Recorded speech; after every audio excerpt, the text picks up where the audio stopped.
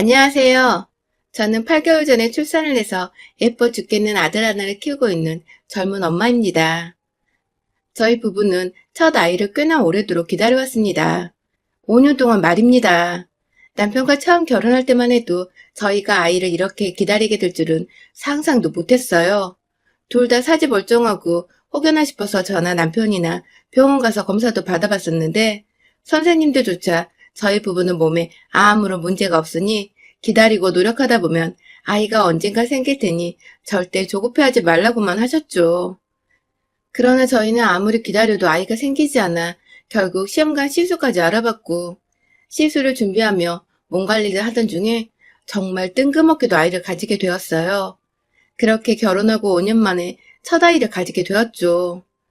임신 사실을 함께 옆에서 듣고 있었던 남편은 두 눈에서 눈물을 짜며 펑펑 울었습니다. 아이를 평소에도 너무나 좋아했던 사람이었고 남의 집 애기만 보면 얼른 우리 애기도 낳자는 말을 입에 달고 살았던 사람인데 그간 아이가 하도 생기질 않아서 저만큼이나 마음고생이 많았었거든요. 그렇게 둘이서 부둥켜 안고 펑펑 울고는 아이가 찾아온 것에 감사해하며 오로지 몸조리에만 힘썼습니다. 제가 결혼하고 아이가 지면 직장을 그만두려다가 시기를 놓친 바람에 계속 직장을 다니고 있었는데 임신 사실을 확인하고는 곧장 직장에 사표도 냈고요. 겨우 찾아온 아이를 잃는 일 없도록 온전히 뱃속 아기만을 생각하며 먹고 입고 푹 잤습니다. 그 덕에 뱃속 아기도 별다른 문제 없이 아주 무럭무럭 자라났고요. 그런데 세상 아무 걱정 없이 찾아와준 아이만을 바라본 채 행복해할 것 같았던 저희 부부에게 다소 걸리적거리는 분이 계셨습니다. 바로 저희 시아버지셨죠. 시아버지는 결혼할 때부터 저와는 마찰이 좀 있으셨어요. 고집이 너무 드세시거든요. 제가 친구를 사귀더라도 자기 주장만 우기고 고집 부리는 사람은 정말 딱 질색이라서 거르고 보거든요. 실제로 학교 다니며 학교 CA 활동을 하러 친구들과 알아서 약속 장소로 찾아가야 한 적이 있었는데 한 친구가 하도 고집을 부리며 딴 길로 가는 게 맞다고 우기는 바람에 온 친구들이 그 친구 따라서 갔다가 잘못된 장소에 도착해서 원래 약속 장소에서 한참이나 지각을 한 적이 있었습니다. 벌점이 깎인 것은 물론이고 핸드폰도 없던 저희한테 걱정했다고 막 화내시는 선생님 모습에 진짜 여기저기 우기고 화내고 고집 부리는 사람 목소리에 된통 진절머리를 느꼈었어요. 어린 나이에 그 상황이 꽤나 트라우마처럼 남았는지 그 후로도 비스무리한 성격을 가진 드센 사람들을 보면 자연스레 먼저 피하곤 했는데요. 아니 근데 결혼하고 나니 저희 시아버지가 딱 그런 사람이더라고요. 평생을 피해온 유형인데 결혼이라는 발목에 잡혀서는 시아버지를 또 한평생 마주보고 살아야 하는 운명이었던 것이죠. 시아버지는 결혼하기 전까지만 해도 그저 말없고 과묵한 사람처럼 보이셨습니다. 사투리를 쓰시는 바람에 어쩌다 가끔 얘기를 하셔도 제가 알아듣지 못하는 까닭에 그냥 웃고 어색하게 넘기느라 애초에 서로 대화가 길게 이어질 수가 없었죠. 그래서 잘 몰랐었는데 결혼을 하고 나니 시아버지는 이제 제가 진짜 가족이라는 생각을 하셨는지 전부 다 훨 편한 자세로 절 대하셨어요. 그 과정에서 본인의 성격을 만연히 드러내시고야 말았고요. 어찌나 고집이 세고 아는 것도 없는데 웃기기만 하시는지 자식 부부의 일상에까지 관여를 하며 자기 뜻대로 살길 바라시는데 정말 제가 결혼하고 2달도 안 되어 시아버지께 뵙기를 들어버렸다니까요. 전세로 살고 있던 신혼집이 계약이 만기가 되어 저희 예산에 맞는 새 전셋집을 구했는데 거기 터가 너무 안 좋다면서 애초에 저희가 모은 돈으로는 절대 갈 수도 없는 동네로 이사를 가라며 그렇게 닥달을 하시는 겁니다. 돈이라도 한 푼 쥐어주면서 이사를 가라고 하면 제가 곧말 안 할 텐데요. 저희 아버님은 돈 한 푼 도움 주신 것도 없으시면서 어디 점집 가서 듣고 온 소리에만 의지하고선 바락바락 이사를 반대하시는 바람에 저희는 하는 수 없이 그 전셋집을 무르고 좋다는 동네의 언저리에 위치한 아주 좁아터진 전셋집으로 이사를 가게 되었습니다. 예산 때문에 똑같은 가격인데도 평수는 무려 10평이나 좁았죠. 처음에는 이게 다 시아버지 때문에 터무니없게 좁은 집으로 이사 온 거라며 강단 없이 휘둘린 저와 남편의 성격을 탓했습니다. 그러다가 좋은 일들이 곧 생기겠거니 하며 집 문제는 잊고 잘 살려고 했는데 아이가 하도 생기질 않으니 제 입장에서는 이게 다 아버님이 말씀하신 터가 좋다는 곳으로 이사를 오면 뭐하냐고 심지어 터가 좋은 곳이란 것도 다 거짓말이나 잘못하고 있는 게 아니냐며 뒤늦게 또 시아버지께 엄청난 원망을 쏟아냈죠. 그러고서 한동안 애가 안 들어서 신경이 예민해져 있다 보니 자연스레 시아버지도 안 보고 지냈는데 시아버지가 제 발로 저희 집을 찾아오시기도 하셨어요. 와서는 또 서로의 기분을 맞춰주며 기분 좋게 지내다가 가는 게 아니라 속으로 아주 들었다 놨다 하면서 천부를 일으키고 떠나곤 하셨죠. 대뜸 집에 오셔서는 가구 배치가 잘못되었다며 냉장고는 동쪽으로 놔둬야 하고 그 옆에 조그만 오븐은 북쪽에 설치하라면서 막 제멋대로 냉장고를 빼내려고 하시는 겁니다. 밑에 먼지도 가득이고 그 무거운 걸 노인 혼자서 빼내겠다고 난리를 피우시니 저희도 가만히 있을 수가 없어서 긋고 말리다가 결국 옆으로 5cm 정도 빼낼 때까지만 도와드리는 척을 했죠. 자기 말이 무조건 맞다고 그렇게 해야지 집에 돈이 들어온다며 한참을 부엌에서 소리를 지르고 멋대로 고집을 부리시더니 결국 안방까지 쳐들어가시고는 침구 색상이 너무 밝다고 조명부터 싹 다 재수없는 것들이라며 그놈의 돈돈 거리시면서 집안을 쑥대밭으로 만들려고 하셨죠. 뭐가 마음에 안 들면 어디 가서 새로운 침구나 조명이라도 직접 사오시고 말씀하시던가. 기껏 돈 쓰고 오래 깨끗하게 쓰려고 아껴 사용 중인 걸 막 손으로 버리라면서 뜯어 벗기는데 진짜 순간 화가 올라오더라고요. 우리에겐 돈이 필요한 게 아니라 소중한 아이가 찾아오는 게 먼저이고 무리해서 좁은 집에서 전세 주고 사는 것도 어처구니 없어 죽겠는데 돈 한 푼 안 들이고 집은 또 뭐 바꿔대려고 하시니 어디서 이런 똥꼬집을 배워서 자식 부부한테 부르시는 건가 싶어 정말 얄미웠습니다. 저만큼이나 남편도 그런 자신의 아버지께 실망을 했는지 가만히 있다가 다짜고짜 아버님을 데리고 밖으로 나갔어요. 그리고 혼자 들어왔죠. 자기가 알아서 택시 태워 아버님을 집으로 보내버린 거였더라고요. 이렇게 저희 부부에겐 약간의 히스테리 같기도 하고 건들면 폭발할 듯 불안한 존재였던 시아버지. 그날 이후로 웬만하면 저희 정신건강을 생각해서 잘 안 보고 지냈는데 그러다 제가 임신하게 되었었죠. 제가 임신을 했으니 어찌되었든 양가 어른들께는 알려드려야 해서 각자의 부모님께 전화를 돌렸습니다. 저희 친정부모님은 저뿐만 아니라 남편과 직접 통화를 하시면서까지 축하한다고 이제 부모가 되는 거라며 칭찬부터 시작해서 덕담까지 좋은 말씀을 한가득 해주셨어요. 그 바람에 저나 남편이나 감동을 받고는 함께 울컥했고요. 그런데 저희 시아버지는 정말 다르셨어요.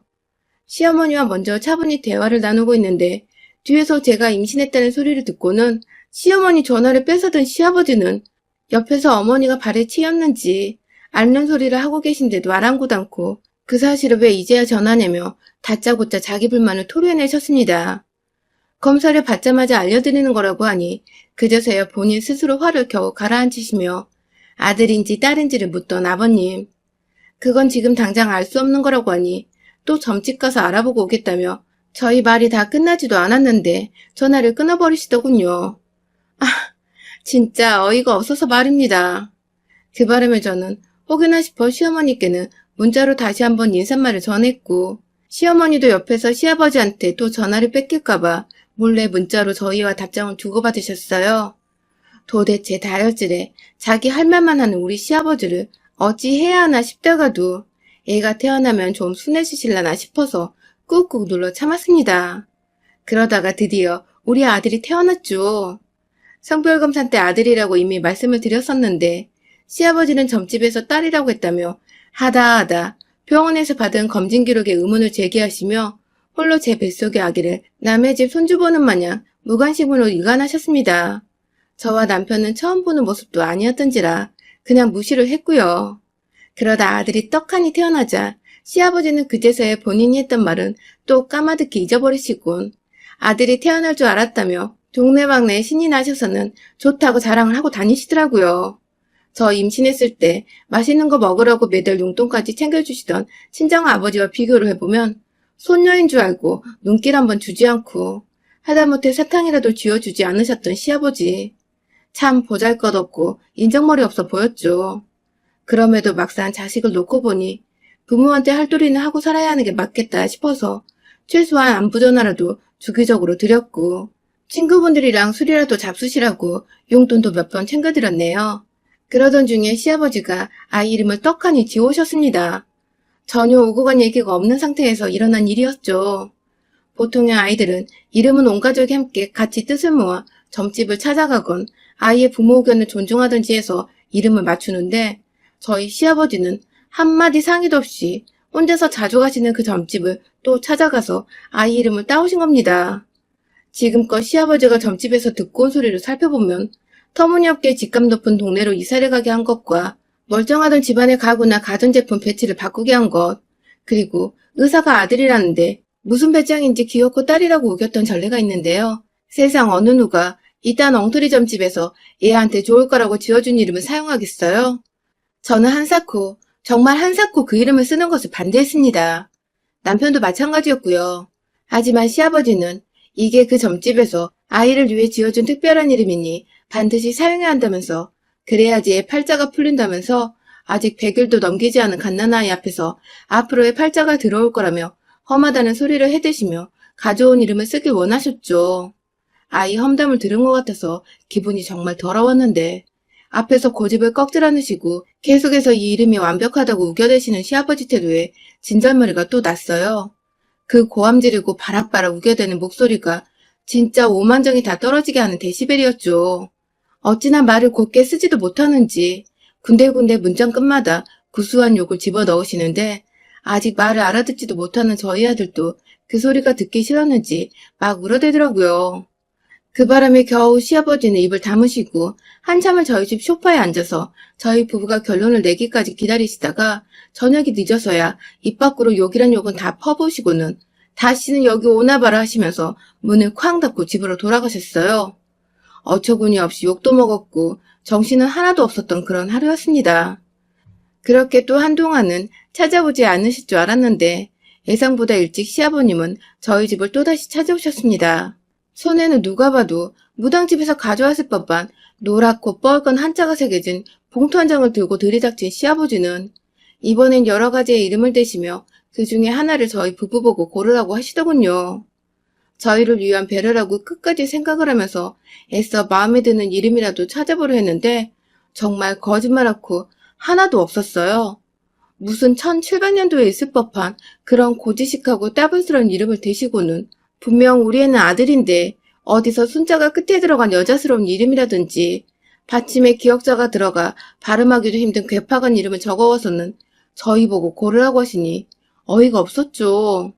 이름은 좀 시간을 가지고 저희가 알아서 후보를 잘 고른 후에 다 같이 상의하러 연락을 드리겠다고 말씀을 여러 차례 드렸는데도 끝까지 포기하지 않고 본인 할 말만 하시던 시아버지는 결국 또 자기 말을 일방적으로 듣지 않는다며 급기야 본인이 돈 주고 받아왔을 그 종이를 확 자기 분의 못 이겨 찢어버리고 마셨습니다. 그 과정에 고성은 자연스레 오갔고 겨우 재웠던 아들이 깨면서 집안은 내 울음소리에 늙은이 고집 부리는 소리까지 아주 난장판이 되고야 말았죠. 제가 그 당시 애가 하도 새벽 내내 잠을 자지 않아서 하루 중 잠들어 있는 시간이 고작 2시간 정도밖에 안 됐을 정도로 뜬 눈으로 지새우며 살고 있었는데 어처구니 없게 갓난아기 있는 집으로 찾아와서는 애를 울리고 제 성질까지 긁어대시는 시아버지를 보니 정말 열이 무지하게 받더라고요. 옆에서 남편이 절 말리면서 어떻게든 진정을 시키려고 하는데도 말은 귓등으로 안 듣고 본인 할 말만 급하게 하시느라 결국 끝에는 숨까지 차다 하시던 시아버지 모습이 진짜 찌질하고 못나 보였어요. 어떤 말로도 그 모습이 설명이 안 되던 그때 결국 시아버지는 본인 멋대로 제 자식 이름을 지으시고는 그 이름대로 아이를 부르기 시작하셨어요. 멋대로 여자애 같은 이름을 부르시고는 애가 좋아하는 것 같다며 막 아이를 향해 웃어 보이시던 시아버지는 그렇게 그 다음날에도 또 그 다음날에도 저희 집에 찾아오셔서는 출근한 남편이 없는 집안에서 제 아이를 향해 자기가 정한 이름을 부르시면서 저를 살살 약올리셨습니다. 그만 좀 부르라고 아무리 말씀을 드리고 하루라도 빨리 진짜 아이 이름을 지어야겠다는 생각에 하루 만에 친정 부모님 모시고 유용한 점집에서 괜찮은 아이 이름까지 딱 받아오기까지 했는데요. 끝까지 저희가 지은 이름을 무시하며 본인 뜻대로 맘대로 출처도 모르겠는 아이의 이름을 불러대시며 제 아이가 아닌 것처럼 느껴지게 만드셨어요. 남의 집 애 이름을 자꾸만 불러대는 걸 엄마인 제가 도저히 두고 볼 수가 없었고요. 그러다 불과 얼마 전 제가 아이 출생신고를 하며 급하게 넣은 태명 이름 말고 친정 부모님과 지은 이름으로 가족관계 등록부에 등재된 정식 이름을 변경했는데요. 그 사실을 정확히 시아버지께도 말씀을 드리며 앞으로 우리 아이의 이름이 무엇인지에 대해서 자세히 뜻을 말씀드리며 설명까지 했는데 못 알아듣는 척을 하시면서 이름이 마음에 안 든다는 어처구니 없는 고집을 부리시더니 결국 제가 자기 말을 못 믿어하는 것 같다며 제 아이를 데리고 점집에 가자며 집으로 찾아오신 시아버지는 다짜고짜 저희 아들을 안아버리고는 밖에 택시를 대기시켜놨다고 나가자는 게 아니겠어요? 그 바람에 전 순식간에 허락도 없이 제 아이를 안고 집을 나서려는 시아버지로부터 아이를 지켜내겠다고 사정을 해서 아이를 도로 받았고요. 진짜 혹여나 그 와중에 얘가 바닥에 떨어지거나 다치기라도 할까봐 시아버지 흥분 안 시키려고 소리도 안 지르고 언성도 안 높이고 정말 무릎까지 꿇어가며 이름을 당장 바꾸겠다고 설득을 하니 그제서야 말귀를 알아듣는 것 같다며 아이를 안겨주시던 시아버지. 제 심장은 그 순간 갈기갈기 찢겨갔습니다. 심장이 한번 떨어졌다가 달라붙은 것 같은 기분이 들기도 했고 애를 이미 한번 잃었다가 다시 찾아온 것 같은 안도감이 들었어요. 당장 아이를 안방 요람에 넣어두고는 문을 꽉 닫고 시아버지께로 향했어요. 시아버지는 너무도 태연스럽게 본인이 주장했던 아이의 이름을 부르면서 제 기분을 간질거리게 약올리시고 있었는데 저는 그 길로 당장에 시아버지 앞으로가 싸다구를 2대 갈겨드렸습니다. 감히 다른 사람도 아닌 자기 손주를 두고서 목도 제대로 못 가누는 애를 막 안더니 급기야 엄마의 내 허락도 없이 이 집을 나서려고 하냐며 어디 감히 시아버지 주제에 얘 엄마를 앞에 두고 이름을 정하려고 얘를 맘대로 낚아채냐며 싸다구 2대도 모자라서 내 집에서 당장 꺼지라며 멱살을 부여잡고는 현관으로 향해갔죠. 저한테 뺨 맞고 순간 정신을 못 차리던 시아버지는 뒤늦게야 이게 미쳤냐며 막 발악을 해대시는데 그 길로 제가 시아버지 정강이를 한 대 걷어찬 바람에 시아버지는 아프다고 바닥에 주저앉으셨어요. 그걸 전 꾸역꾸역 옷깃을 잡고 끌어서는 집 밖으로 내쫓았고요. 나가시는 길에 출처도 모르겠는 점집을 들락날락하며 내 집에 안 좋은 기운까지 들이집으려고 소금에다가 시뻘건 파까지 하는 꿈권에서는 현관방 복도를 향해 찰지게 뿌려버렸습니다. 아주 조그만 빌라 복도가 제 손에서 흩날린 소금이랑 파츠로 뒤범벅이 되었고 그걸 다 맨 얼굴을 맞은 시아버지는 한참 밖에서 통곡을 하시면서 서럽다고 소리를 지르시더니 제가 경찰에 신고하는 목소리가 들리자 냅다 주랭랑을 치시더라고요. 물론 경찰 신고는 뻥이었는데 말이죠. 그렇게 시아버지 쫓아내고 복도 정리를 하면서 혹여나 다시 나타날까봐 걱정을 했는데 다행히 시어머니 전화를 받아보니 집에는 가셨더라고요. 가서 뭔 일이 있었는지 사람이 말 한마디 안 하고 안방에 드러누워있다면서 무슨 일이 있었냐고 저에게 물어보시는데 아무 말도 하지 않았습니다. 그냥 시아버지 코를 좀 납작하게 해드렸는데 다음에 또 이런 식으로 집에 찾아오시면 그땐 제 손이 아니라 법적으로 변호사 불러 해결할 테니 그리 전해달라 부탁드렸어요. 핸드폰 수화기 너머로 얼핏 저희 통화를 듣고 있던 시아버지는 시어머니한테 더 얘기 안 해도 된다면서 당황을 하며 전화를 끊더라고요. 아무래도 자신이 며느리한테 뺨을 맞았다는 소리를 와이프한테 알려주기는 싫었나 봅니다. 이 일이 있고 난 후 전 지난 5개월이 조금 넘는 시간 동안 단 한 번도 시아버지와 연락을 하지도 목소리를 듣지도 않은 채 온전히 제 아이의 육아에만 최선을 다해 전념하고 있는 중이랍니다. 관심을 끊어주시고 며느리 무서운 줄 안 시아버지 덕에 이제는 어처구니 없는 미신 따위 듣지 않고도 잘 지내고 있고 조만간은 더 집값이 싸지만 안전하고 넓은 평수에서 지낼 수 있는 동네로 이사도 가게 되었어요. 시아버지의 손길에서 한 발자국 벗어나니 이래저래 참 집안이 평온해졌어요.